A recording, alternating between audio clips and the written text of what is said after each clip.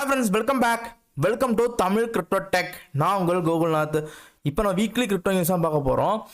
First என்ன முக்கியமான news கேட்டால் வந்து ஃபெட்டோட சேர்மன் வந்து முந்தா நேற்று வந்து இன்ட்ரெஸ்ட் ரேட் கட்டை பற்றி ஒரு முக்கியமான சொல்லியிருக்காரு. என்னென்னா அந்த time has come for policy to அட்ஜஸ்ட்டுங்கிற மாதிரி அவர் சொல்லியிருக்காரு. நான் போன வேலையை சொல்லியிருப்பேன், செப்டம்பர் மாதம் வந்து இன்ட்ரெஸ்ட் ரேட்டை கட் பண்ண சான்ஸ் அதிகமாகிற மாதிரி சொல்லியிருப்பேன். இப்போ அந்த மீட்டிங்லேயும் வந்து அவர் அதை தான் சொல்லியிருக்காரு.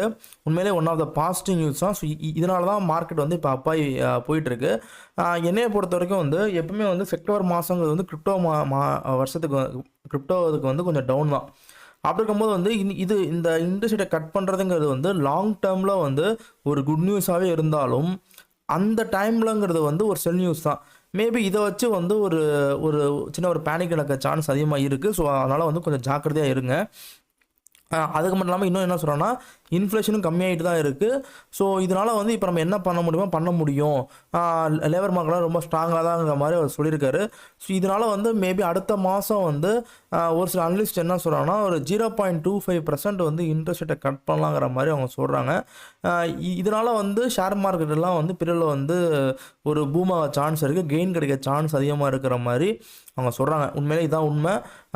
ஏன்னா இந்த மார்க்கெட் கண்டிஷன் வந்து இன்ட்ரெஸ்ட் ரேட்டை கட் பண்ண ஆரம்பிச்சிட்டா மார்க்கெட் ரொம்ப சூப்பராக போகும். ஸோ ஆனால் ஸ்டார்டிங்கில் வந்து ஒரு சின்ன ஒரு ட்ராபேக் இருக்கலாம், ஆனால் லாங் டேர்மில் ஒன் ஆஃப் த குட் நான் சொல்லுவேன். இதை பொறுத்திருந்து பார்ப்போம் நம்ம. இப்போ அடுத்து ரெண்டாவது முக்கியமான நியூஸ் கேட்டால் வந்து உங்களுக்கு வந்து போன வருஷம் இஸ்ரேலுக்கும் ஹமாஸுக்கும் ஒரு பிரச்சனை போச்சு. இதனால் காசாவில் வந்து இஸ்ரேல் வந்து ஒரு ஜெனோசைடு மாதிரி பண்ணிகிட்டு இருக்காங்க. உங்களுக்கே தெரிஞ்சிருக்கும், போன வருஷம் அக்டோபர்லேருந்து இது போயிட்டுருக்கு. பட் இப்போ வந்து அந்த வாருங்கிறது வந்து இஸ்ரேலுக்கும் ஈரானுக்கும் இப்போ வந்து அது போயிருக்கு. ஈரான்னா டேரக்ட் ஈரான் கூட அவங்க முதல்ல ஈரானில் ப்ராக்சிஸ் இருப்பாங்க, அந்த ப்ராக்சி கூட வந்து இஸ்ரேல் வந்து இப்போ போர் போயிட்டுருக்கு. இஸ்ரேல் தான் இப்போ அட்டாக் பண்ணியிருக்காங்க. இப்போ திருப்பி அட்டாக் வந்து பெரிய அளவில் இருக்குங்கிற மாதிரி வந்து சொல்லியிருக்காங்க. மேபி வந்து இஸ்ரேலுக்கும் ஈரானுக்கும் இப்போ டேரெக்டாக வார் வந்து ஸ்டார்ட் ஆகும் பட்சத்தில் வந்து கண்டிப்பாக வந்து அமெரிக்கா உள்ளே வரணும். இப்போயே வந்து அமெரிக்கா உள்ளே வந்துருச்சு. அமெரிக்கா உள்ளே வந்தனால தான் இப்போ மார்க்கெட் வந்து ஒரு 2 வாரத்துக்கு முன்னாடி டவுன் ஆச்சு. இப்போயும் வந்து இதனால தான் கொஞ்சம் பயமாக இருக்குது. இப்போ ஏன் அமெரிக்கா ஏன் உள்ளே வருது அப்படின்னு கேட்டால் வந்து இன்னும் 2 மாதம் வந்து தேர்தல் வரப்போகுது அமெரிக்காவில். இதை வந்து டாலர் இப்போ ஸ்ட்ராங் பண்ணுன்னு சொல்லிட்டு இப்போ அமெரிக்கா வந்து பணம் கொடுக்குது இஸ்ரேலுக்கு. அண்டு மோரோவர் வந்து வார்ஷிப்பு மிசைல்ஸ் எல்லாத்தையும் வந்து ரொம்ப ரொம்ப இதாக அமுச்சு விடுது. ஸோ இதனால தான் வந்து மார்க்கெட் வந்து ரொம்ப பேடாக போகுதுன்னு நான் சொல்லுவேன். ஏன் சொன்னால் இப்போ இஸ்ரேலுக்கும் ஹமாஸுக்கும் நடக்குது, இஸ்ரேலுக்கும் ப்ராக்சிஸுக்கும் பிரச்சனை நடக்குதுன்னா அது ஒன்றும் பெரிய விஷயங்கள் இருந்துச்சு. ஏற்கனவே வந்த நியூஸு, அது ஒன்றும் பிரச்சனை இல்லை. அமெரிக்கா உள்ளே வருதுன்னா அடுத்து வந்து ரஷ்யா உள்ளே வரும், ஈரான் உள்ளே வரும். இது வந்து வேர்ல்டு வார் நோக்கி போகும். பட் இப்போதைக்கு வேர்ல்டு வாரை வந்து உண்டு பண்ண மாட்டாங்க. பட் இருந்தாலும் இந்த அமெரிக்கா பண்ணுற வேலைனால வந்து இந்த வார் வந்து ரொம்ப பெருசாக போகும். அண்டு வந்து மோரோவர் வந்து இன்னும் 2 டேஸ்லேயே வந்து யூரோப்பில் வந்து இஸ்ரேலுக்கும் ஹமாஸோட ஹெட்டுக்கும் வந்து ஒரு மீட்டப் நடக்க போகுதுங்கிற மாதிரி பேச்சுவார்த்தை நடக்க போகுது.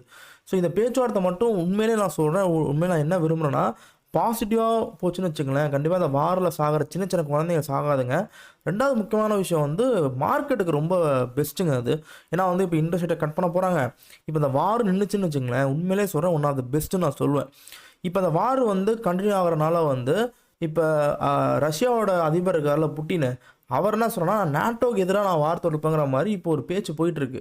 இதெல்லாம் ஆகக்கூடாதுங்க. ஸோ அதனால் வந்து இப்போ யூரோப் நடக்க போகிற ஹமாஸுக்கும் இஸ்ரேலுக்கும் நடக்க பேச்சுவார்த்தை நல்லபடியாக முடியணும். ஸோ ஒரு சில லூசுங்க வந்து இந்த மாதிரி வார் நடந்துச்சுன்னா அது ரொம்ப நல்லதுங்கிற மாதிரி சொல்கிறாங்க.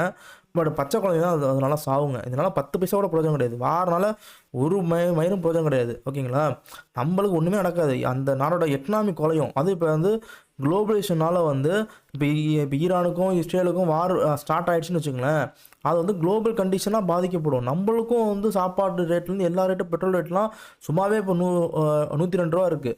அது 110 ரூபா கூட போகிறதுக்கான சான்ஸ் அதிகமாக இருக்குது. அதனால் வார் எப்பயுமே நம்ம விரும்பக்கூடாது. இந்த மிசைல்ஸை வச்சு இதை வச்சு தான் நம்ம வந்து பெரிய ஆள் ஆக முடியாதுங்க. படிப்பை வச்சு உமனோட படிப்பை வச்சோம், நம்ம எவ்வளோ படிச்சிருக்கோம் அதை வச்சு தான் நம்ம பெரிய ஆள் ஆக முடியுமே, வல்லரசு ஆக முடியுமே தவிர ராக்கெட்டை வச்சோ அணுகுண்டை வச்சோ தான் நம்ம பெரிய வல்லரசு ஆக முடியாது. ஓகேங்களா, நம்ம உள்கட்டமைப்பு தான் ரொம்ப முக்கியம். அதனால் அதை புரிஞ்சுக்கோங்க. ஒரு சில பேர் வார் வேணுங்கிற மாதிரி சொல்கிறாங்க, பட் அதெல்லாம் வேணாம். ஓகே, இப்போ அடுத்து 3வது முக்கியமான நியூஸ் கேட்டால் வந்து விஜிரெக்ஸ் நியூஸு. விஜிரெக்ஸ் வந்து ஒரு 2 days பிஃபோர் வந்து என்ன சொன்னாங்கன்னா, இந்த மாதிரி வந்து நீங்கள் வித்ரா பண்ணிக்கலாங்கிற மாதிரி ஒரு சில நியூஸ் வந்துச்சு. அதுவும் வந்து 66% ஆஃப் பேலன்ஸ் ஐஎன்ஆர் பேலன்ஸை நீங்கள் வித்ரா பண்ணிக்கலாம். பாக்கி 34% ஆஃப் இது வந்து ஃப்ரோசன் ஆகிருக்கு. அது வந்து லீகலி வந்து இன்வெஸ்டிகேஷன் போயிட்டுருக்கு. அதில் வந்து ஃப்ரோசன் ஆகிருக்குங்கிற மாதிரி வந்து விஜிரெக்ஸில் வந்து ஒரு சில விஷயங்கள் போயிட்டுருக்கு. ஸோ ஹேக் நடந்துச்சு. விஜிரெக்ஸில் வந்து பெரிய ஹேக் நடந்துச்சு. கிட்ட 2000 கோடிக்கு மேலே ஹேக்கு ஒரு மாதத்துக்கு முன்னாடி நடந்துச்சுன்னு நான் நினைக்கிறேன்.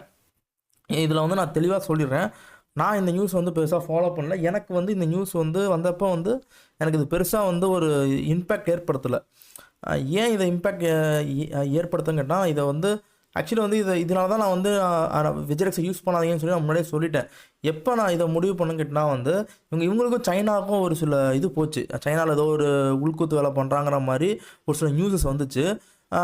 அன்னையிலேருந்து நான் வந்து விஜிரெக்ஸை யூஸ் பண்ணாங்கன்னு சொல்லி நான் யூடியூப் சேனலில் ஓப்பனாகவே போட்டேன். அப்புறம் டோன்ட் யூஸ் இந்தியன் எக்ஸ்சேஞ்ச் சொல்லி ஒரு சில விஷயங்கள் நான் போட்டிருக்கேன். ஓகேங்களா? ஸோ இதனால் வந்து நான் இந்த எக்ஸ்சேஞ்சை நான் யூஸ் பண்ணல. பட் நீங்கள் இன்வெஸ்டராக இருந்து இந்த எக்ஸ்சேஞ்சை யூஸ் பண்ணியிருந்தீங்கன்னா பிரச்சனை இல்லை, கொஞ்சம் வெயிட் பண்ணுங்கள், கண்டிப்பாக உங்களோட பணம் திருப்பி வந்துடும். So don't panic. இப்போ அவங்க பேலன்ஸை வெளியே 60% வெளியே எடுத்துக்கலாங்கிற மாதிரி சொல்கிறாங்க. 4லேருந்து ஆரம்பிக்கிற மாதிரி அவங்க சொல்கிறாங்க. ஸோ என்ன ஆகுதுங்கிறத பார்ப்போம். பட் ட்விட்டரில் வந்து இந்த மாதிரி கேள்வி கேட்குறவங்ககிட்ட வந்து ஒழுங்காக பதில் சொல்ல மாட்றாங்க, ரொம்ப ரூடாக பிஹேவ் பண்ணுறாங்கிற மாதிரி வந்து ஒரு சில விஷயங்கள் போச்சு இந்த டீமு. ஸோ அதையும் அவங்க வந்து எடுத்துக்கணும். அண்டு வந்து இன்னொரு 2 விஷயத்தை நான் அட்ரஸ் பண்ண நினைக்கிறேன். ஃபஸ்ட்டு விஷயம் வந்து, இதை நான் யூஸ் பண்ணக்கூடாது, இந்த இதை யூஸ் பண்ணாதீங்கன்னு சொல்லி ஒரு 8 மாதத்துக்கு முன்னாடியே ஒரு வீடியோ நான் போட்டப்போ வந்து அதில் ஒரு சில பேர் வந்து நீலாம் ஒரு இந்தியனா அப்படிங்கிற மாதிரி கேட்டாங்க. நான் திருப்பி சொல்கிறேன், இது ஒரு பிஸ்னஸுங்க. ஓகேங்களா? நான் இந்தியன் தான், இந்த கம்பெனி ஒரு இந்தியன் கம்பெனி தான், நான் ஒத்துக்கிறேன். நாளைக்கு எனக்கு பிட்காயின்லேயே எதுலையோ ஒன்று லாஸ் ஆகிடுச்சுன்னா இந்த கம்பெனி வந்து எனக்கு பணம் கொடுக்க போகிறது கிடையாது. ஓகேங்களா? இது ஒரு பிஸ்னஸ். கிரிப்டோ கரன்சிங்கிறது ஒரு பிஸ்னஸ், அதுவும் ரிஸ்கியான ஒரு பிஸ்னஸ். ஓகேங்களா? இதில் நான் என்ன பார்ப்பேன்னு கேட்டால் வந்து, எனக்கு வந்து நல்ல ஒரு ஃபெசிலிட்டிஸ் பார்ப்பேன். வித்ரா நல்லா கொடுக்கணும், டெபாசிட் நல்லா வித்ரா கொடுக்கணும், ஃபீஸ் ரொம்ப கம்மியாக இருக்கணும். இதைத்தான் ஒரு பிஸ்னஸாக நம்மளாம் யோசிக்கணுமே தவிர, இது இந்தியனு தமிழனு இதெல்லாம் பிஸ்னஸில் பார்க்கக்கூடாது. நல்லா இருந்துச்சு, நம்ம ஆள் வந்து நல்லா பண்ணுறாங்க, ஒர்த்தாக இருந்துச்சுன்னா அதை பண்ணலாம். ஆனால் தப்பு இருந்தால் அந்த தப்பை திருப்பி நம்ம சொல்லி தான் ஆகணும். 2வது முக்கியமான விஷயம் என்ன அட்ரஸ் பண்ண நினச்சேன்னா வந்து, ஒரு 3 மாதத்துக்கு முன்னாடி வந்து பினான்ஸு இந்த மாதிரி இருக்கிற பெரிய பெரிய எக்ஸ்சேஞ்சை வந்து இந்தியாவில் வந்து பேன் பண்ணாங்க. அப்போ வந்து இந்த விஜிரெக்ஸோட முக்கியமான பொறுப்பில் இருக்கிறவர் வந்து அதை கொண்டாடினார். இப்படி தான் நீங்கள் பேன் பண்ணணும் அப்படிங்கிற மாதிரி கொண்டாடினார். நான் என்ன சொல்கிறேன்னா, ஒரு இன்டர்நேஷனல் எக்ஸ்சேஞ்செலாம் இருக்காங்க, நான் ஒத்துக்கிறேன். ஆனால் நீங்கள் வந்து அந்த அளவுக்கு நீங்கள் வந்து உங்களோட இதை கொடுக்கணும், கஸ்டமர்ஸுக்கு வந்து உங்களோட ஃபெசிலிட்டிஸு டெக்னாலஜி டெவலப்மெண்ட் கொடுத்து தான் கொண்டு வரணுமே தவிர, ஒரு சில எக்ஸ்சேஞ்சஸ் இந்தியன் எக்ஸ்சேஞ்ச் என்ன பண்ணாங்க கேட்டால் வந்து அவங்க ஃபண்டை வந்து லாக் பண்ணிடுறாங்க. ஃபண்டு வெளியே போகக்கூடாது, வெளியே போனால் வந்து உங்களுக்கு வந்து லிக்விடிட்டி ப்ராப்ளம் வந்துடும் சொல்லிட்டு வித்ராலே வந்து க்ளோஸ் பண்ணி வச்சுருக்காங்க. இது என்ன நியாயம்? இது வந்து வேறு ஃபாசிசம். ஓகேங்களா? நீங்கள் வித்ராவும் டெபாசிட்டையும் ஃப்ரீயாக கொடுக்கணும், அப்போ தான் ஒரு கம்யூனிட்டி வந்து அடுத்த லெவலுக்கு போக முடியும். ஆனால் இங்கே அதை பண்ணுறதே கிடையாது. நீங்கள் டெபாசிட் பண்ணிங்கன்னா உங்களால் வித்ராவே பண்ண முடியாது. அந்த மாதிரி இந்தியன் எக்ஸ்சேஞ்ச் பண்ணியிருக்காங்க. அதுவும் வந்து எப்போ பண்ணாங்கன்னா, இந்த இந்தியன் எக்ஸ்சேஞ்ச்லாம் எப்போ இந்தியன் கவர்மெண்ட் பேன் பண்ணாங்களோ அப்போ கொண்டாடி எல்லாத்தையும் லாக் பண்ணி அப்படி இப்படி கொண்டாடினாங்க. ஸோ இது வந்து இப்போ நடக்கதான் ரொம்ப ஆச்சரியமாக இருக்குது. ஏன் சொல்லணும்னா, 2018 வந்து இந்தியன் கவர்மெண்ட் வந்து கிரிப்டோ கரன்சினாலே பேன் பண்ணாங்க. அப்போ கூட இந்த அளவுக்கு வந்து நடக்கலை. ஆனால் இப்போ லீகலைஸ் பண்ணி இப்போ டேக்ஸாக போட ஆரம்பிச்சிட்டாங்க. ஆனால் இப்போ வந்துக்கிட்டு இவ்வளோ ரூடாக வந்து வித்ரா க்ளோஸ் பண்ணுறதுனால வந்து 10 பைசா கூட பிரயோஜனம் கிடையாது. இதுக்கு பேர் ஃபாசிசம். ஓகேங்களா? இதை நல்லா புரிஞ்சுக்கோங்க. இந்தியன் எக்ஸ்சேஞ்ச் எந்த அளவுக்கு ஃபெசிலிட்டி கொடுக்குறாங்களோ அதை நீங்கள் கொடுத்தே ஆகணும். அப்புறம் இன்னொரு சில பேர் என்ன சொல்கிறாங்கன்னா, நீ ஏன் ப்ரோ இந்த எக்ஸ்சேஞ்சில் வச்சுருக்கீங்க, நீங்கள் எல்லா எக்ஸ்சேஞ்சும் நீங்கள் ஓப்பன் பண்ணுங்கள், நீங்கள் வேறு ஒரு எக்ஸ்சேஞ்ச் போங்கிறாங்க. நான் தெளிவாக சொல்கிறேன், இந்தியாவில் வந்து மெயினான ஒரு எக்ஸ்சேஞ்ச் 4 இருக்குன்னா அந்த 4 எக்ஸ்சேஞ்சிலையும் கரெக்டாக கொடுக்கணும். ஏன்னா இப்போ நான் வந்து ஒரு சில எக்ஸ்சேஞ்சில் வந்து என்னோட பேன் ஐடி எல்லாத்தையும் நான் கொடுத்துருக்கேன்னா, நான் எல்லா எக்ஸ்சேஞ்சிலுமே என்னோட பேன் ஐடியும் என்னோட பர்சன்டேஜ் எல்லாம் கொடுத்துட்டே இருக்க முடியாது. ஓகேங்களா? இப்போ இந்தியாவில் ஒரு 4 எக்ஸ்சேஞ்ச் பெருசாக இருக்குது, 5 எக்ஸ்சேஞ்ச் பெருசாக இருக்குன்னா எல்லா எக்ஸ்சேஞ்சிலையும் ஒரே மாதிரியான வித்ராவும் டெபாசிட்டும் நல்லா ஃப்ரீக்வெண்டாக நடக்கணும். அதுக்கு என்னென்ன தேவையோ அதை கேட்டு வாங்கிக்கணும். அதை ஓப்பன்லேயே அவங்க டிக்ளேர் பண்ணணும். இந்த இது எங்களுக்கு தேவை, ஐடிஆரில் உள்ள தேவை, இது பண்ணணும், இது கொடுங்கன்னு சொல்லி பண்ணிக்கணும். அதுக்கு இந்த ஃபெசிலிட்டிஸ் இருக்குது, இது பண்ணுங்கன்னு சொல்லி ஓப்பனாக கொடுக்கணுமே தவிர, அதை விட்டுவிட்டு நான் ஃபண்டு வெளியே போயிடக்கூடாதுங்கிறதுக்காண்டி வித்ராவை க்ளோஸ் பண்ணி வைக்கிறதுனால வந்து இது வந்து ஒன்றுத்துக்கும் பிரயோஜனம் இல்லை. ஒரு கட்டத்துக்கு மேலே உங்களை அடிச்சுட்டு ஒருத்தன் வந்துடுவான், பினான்ஸை அவனாச்சும் இன்டர்நேஷனல் எக்ஸ்சேஞ்சிலேருந்து ஒருத்தன் கொண்டு வருவான். அப்போ எல்லாரும் சேஞ்ச் ஆகிட்டு போயிடுவாங்க. அப்போ என்ன பண்ணுவீங்க? உடனே வந்து அந்நிய முதலீடு வருதுன்னு சொல்லி இது பண்ணி கிடப்பீங்க. 10 பைசா கூட பிரயோஜனம் கிடையாது இதெல்லாம். ஆனால் தெளிவாக புரிஞ்சுக்கோங்க, இந்தியன் எக்ஸ்சேஞ்ச் ஏதாச்சும் ப்ராப்ளம் பண்ணாங்கன்னா இந்தியன் அப்படின்னு சொல்லிட்டு இருக்காதீங்க. அதை கேள்வி கேளுங்க, நீங்கள் மெயில் போடுங்க, என்ன பிரச்சனைன்னு சொல்லி ஓப்பனாக ட்விட்டரில் பேசுங்க. அப்போ தான் நம்ம அடுத்த அளவுக்கு போக முடியும். இல்லைனா நம்மளை வச்சு செஞ்சு விட்டு போயிடுவாங்க. அதான் சொல்ல முடியும் என்னால்.